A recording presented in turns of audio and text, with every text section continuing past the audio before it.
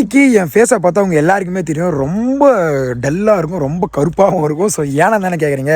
இன்றைக்கி வந்து என் வண்டியில் ஆக்சுவலாக பார்த்தீங்கன்னா கிட்டத்தட்ட ஒரு 500 கிலோமீட்டர் கிராஸ் பண்ணியிருக்கேன். ஆக்சுவலாக டோட்டலாக எவ்வளோன்னு பார்த்தீங்கன்னா 554 கிலோமீட்டர் ஓட்டியிருக்கேன். ஸோ எங்கடா போனேன் அப்படின்னு கேட்டிங்கன்னா, நான் கரூர் வரைக்கும் கேமரா பர்ச்சேஸுக்கு போயிருந்தேன். ஸோ ட்ரெயினில் போகலாம் அப்படின்னு தான் பிளான் பண்ணேன். பட் எதுக்கு நம்மக்கிட்ட தான் இவ்வளோ பெரிய குதிரை இருக்கே, சார் நம்ம குதிரையிலே போயிடலாம் அப்படின்னு சொல்லிட்டு பைக்லேயே கிளம்பிட்டேன். காலைல 7 o'clock 7:30 அந்த மாதிரி போனால் அங்கே 10:30க்கெல்லாம் ரீச் ஆகிட்டேன்.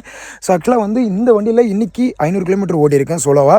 ஸோ இதில் ஓட்டும் போது பார்த்தீங்கன்னா எந்த வித பெயினுமே இல்லைங்க. நானும் எப்படி பார்த்தாலுமே பேக் பெயின் இருக்கும், ஷோல்டர் பெயின் இருக்கும், ஒன்றுமே முடியாதுன்னு தான் நினச்சேன். பட் தரமாக இருந்துச்சுங்க, சூப்பராக இருந்துச்சு. காலை ஹெட்ஃபோனை வச்சுட்டு லைட்டாக சவுண்டை வச்சுட்டு, ஆக்சுவலாக ஹெட்ஃபோனில் போடும்போது லைட்டாக தான் சவுண்ட் வைக்கணும், லைட்டாக சவுண்டை வச்சுட்டு ஹெல்மெட் போட்டு போயிட்டே இருந்தேன். என்னால் இன்னும் கூட பார்த்தீங்கன்னா 300 கிலோமீட்டர் எக்ஸ்ட்ரா ஓட்ட முடியும்.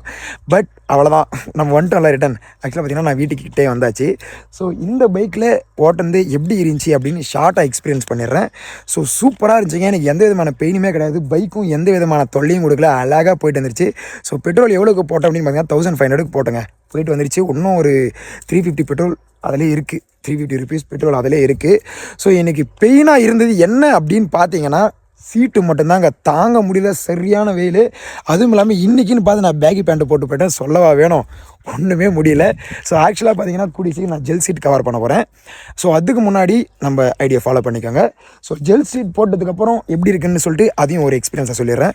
ஸோ பார்த்தீங்கன்னா தயவு செஞ்சு பார்த்தீங்கன்னா ரைட் பண்ணும்போது ஹெல்மெட் போட்டு எல்லாருமே ரைட் பண்ணுங்கள். நீங்கள் ரைட் பண்ணாலும் சரி, இல்லை எங்கே பண்ணாலும் சரி, ஹெல்மெட்டை கண்டிப்பாக எடுத்துகிட்டு போங்க. எடுத்துகிட்டு போகிறது மட்டும் இல்லாமல் மாட்டிகிட்டு போங்க. ஏன்னா நான் வரும்போது ஸோ ஒரு MT ஒன்று ஆக்சிடென்ட் பார்த்தேன். ஸோ அது வீடியோ எடுக்கலான்னு பார்த்தேன். ஸோ அந்த டைமில் நம்ம எப்படி வீடியோ எடுக்குதுன்னு சொல்லிட்டு அவரை தூக்கி விட்டுட்டு அதுக்கப்புறம் ஒரு ஹாஸ்பிட்டலில் சேர்த்துட்டு வந்துட்டேன். ஸோ அங்கே தான் ஒரு 1 hour கிட்ட லேட் ஆகிடுச்சு. நான் இன்னும் சீக்கிரமாக வந்துட்டுருப்பேன்.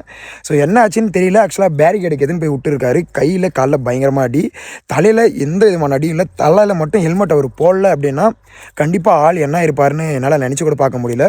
ஸோ தயவு செஞ்சு சொல்கிறேன், ஹெல்மெட் மட்டும் கண்டிப்பாக போட்டு போங்க guys. Okay, bye, see you.